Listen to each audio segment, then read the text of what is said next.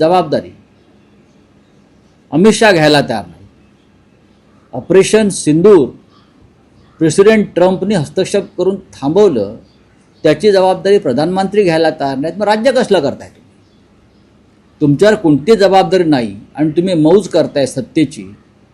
इथे देवेंद्र फडणवीस आणि तिकडे मोदी. जनता तुम्हाला सरेंडर आहे, बिचारी मरते आहे.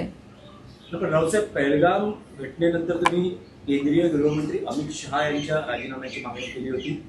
आता ह्या दुर्घटनेनंतर विरोधी पक्ष किंवा शिवसेना उद्धव बाळासाहेब ठाकरे पक्षाकडून नागरी उड्डयन मंत्र्यांच्या बघा राजीनाम्याची मी मागणी बघा केली आहे. जे मृत झाले त्यांच्या कुटुंबियांनी ही मागणी करायला पाहिजे. खरं म्हणजे सरकारकडे हे बळी आहेत ना, हा सुद्धा सदोष मनुष्यवधच आहे. 30 सेकंदामध्ये विमान कोसळ, त्याचा अर्थ घ्या, समजून घ्या. 30 सेकंदामध्ये, आणि ते सुद्धा ड्रीमलाइनर लंडनला जाणार. ती आपण पाहतोय, तुम्ही चित्र पाहिलं आहे, विमान उडतंय आणि खाली कोसळत आहे. मग टेक्निकल एक्सपर्ट जे असतात विमानतळावरचे, ATCचे लोक जे असतात, त्यांनी ते विमान जर उड्डाणासाठी योग्य ठरवलेलं आहे, मग विमान कोसळलं कसं?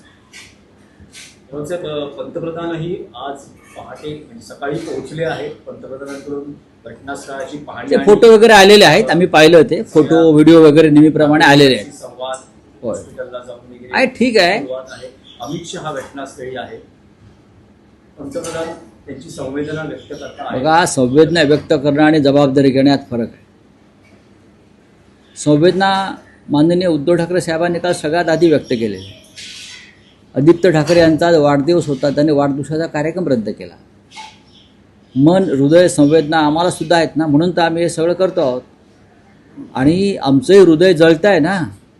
241 अधिक डॉक्टर्स आणि वैद्यकीय विद्यार्थी यांच्या मृत्यूनंतर महाराष्ट्र हळहळतो आहे. महाराष्ट्र का अख्खा देश हळहळतो आहे.